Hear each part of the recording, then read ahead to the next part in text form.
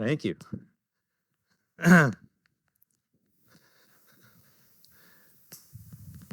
Work is trauma. Have you ever worked in a panic attack and migraine-inducing, waking up at 3 a.m. drenched in sweat, grinding your teeth, putting on weight from the stress, toxic workplace? I have. Let me give you 2 examples. John, a grandfather in his 50s, died of a heart attack. Yes, he had health problems, but it was hard not to link the stress from our work to John's death. Carl, a husband and a father of young kids, went home to his family without a finger because working fast was more important than working safe. Death and dismemberment at work. This happened on my team right before I took over leadership at age 26. And I'm not alone. Let me tell you about my dad. He spent the last 20 years of his life after retirement recovering from his workplace trauma. His plant was worse than the one where I worked at. Dad worked at a refrigerator plant in Arkansas for 35 years. And they paid well. He was proud of what he did, but my dad suffered. I can still remember him shuffling into the kitchen after work and just leaning against the counter, shaking, sighing, just trying to catch his breath and calm down from whatever trauma had happened that day. That's what I was taught to expect from watching my dad. Work is trauma. Dad suffered quietly most of the time. He rarely complained, he just endured. And how many of us do that today? Just endure. But after 35 years of trauma, he spent the next 20 recovering. For the rest of his life, that trauma was just beneath the surface. Dad was part of the silent generation, a generation known for the quiet suffering that he embodied. Leaders from his time expected workers to keep their heads down and work, like he did on the shuffling back in from work. Keep your head down and work. And they would focus on numbers, like productivity, sales, and costs. And when the numbers didn't add up, leaders would swoop in and save the day. Or maybe they would ruin the day, depending on who you were.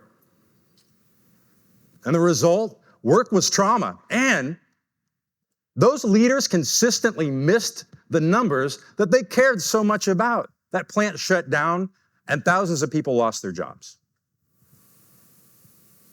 So I have a question for you, for everyone, because we're all leaders at some level. We're all, whether it's in a civic role, in your personal life, in a volunteer role, in a business, do you want to prioritize numbers over people? My guess is you don't. But that's exactly what you've been trained to do as a leader, to focus on numbers. We all have. I want to show you a better way to lead, because change is way overdue. Both of my Gen Z kids have already worked in toxic places for leaders who still lead the same way as my dad's generation. 9 days ago, my son's boss told him to stop being a P word for hurting his back at work while lifting a GMC Yukon wheel. That makes 3 generations of workplace trauma in my family. Why is this still happening? But my kids give me hope too. Do you think they quietly endure like their papa did? Absolutely not. They don't quiet quit either. They loud quit and find somewhere healthy to be.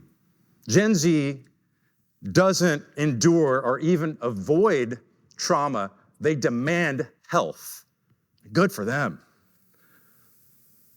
Good for them. They've taught me that building healthy workplaces is no longer optional.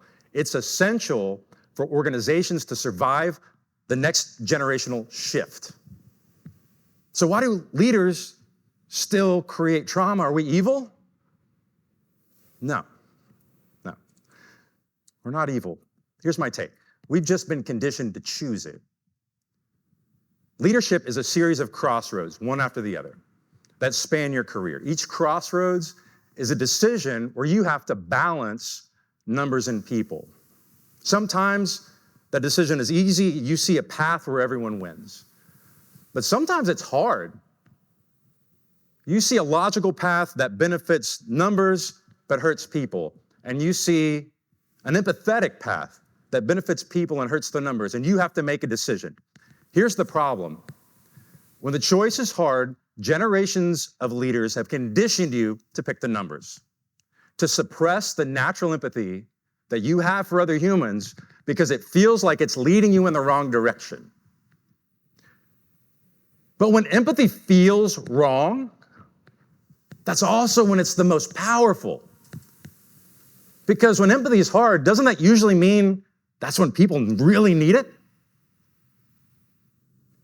So the answer is choose empathy anyway, every time, especially when it's hard. 50 years ago, AT&T executive Robert Greenleaf showed us how with servant leadership. You may have heard of other concepts like compassionate leadership or empathetic leadership, but the core idea that people and communities should always be elevated above everything else is still rare. Leaders who do that consistently still wow us. They shouldn't.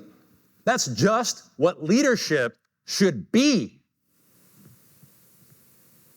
I want to show you what it looks like when you choose empathy over trauma. Let's go back to my first leadership role at 26 and that mess that I got myself into, where I worked for leaders who also focused on numbers. And I got the job because I was great at numbers. They promoted me to lead a struggling department at age 26, to swoop in and save the day. And at first, I experienced exactly what my childhood taught me to expect. Work was trauma. When we didn't perform, leaders increased pressure on employees with longer shifts, shorter breaks, canceled vacations. But things got worse. John died. Carl lost a finger. People disengaged, even the ones who still cared, were in survival mode every day. Some people drank before work to cope with their upcoming shift. But one leader blamed lazy workers. Light a fire under these people or you'll get fired, he told me. He was telling me to forget about their pain, to suppress my natural empathy for other humans and focus on production numbers. But how would that work for him? It hadn't. Under his tenure, our numbers had gotten worse. I was 26. I didn't know what to do. But I didn't listen to him. Instead, I turned to the women and the men in my department who had decades more experience than me. And I heard one of the rare complaints that I had heard from my dad years before, which is this: management is stupid, they never listen. They were saying that to their manager, which is great. Instead of, how do you respond to that, right? Instead of lighting a fire under people, I decided to do what they asked. And I very quickly learned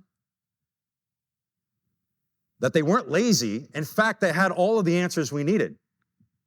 The people I led had all the answers we needed. My job was never to swoop in and save the day. My job was to listen and help people implement their great ideas. And it worked. 90 days later, people were happy at work, nobody else got hurt, and we hit our numbers.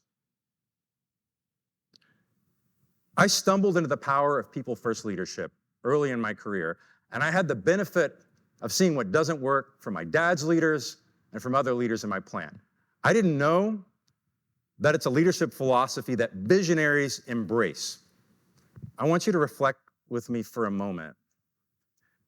Think about the leaders in your life who impress you, who inspire you, who really stand out. Why do they stand out? My favorite leaders stand out for their compassion, for their creativity,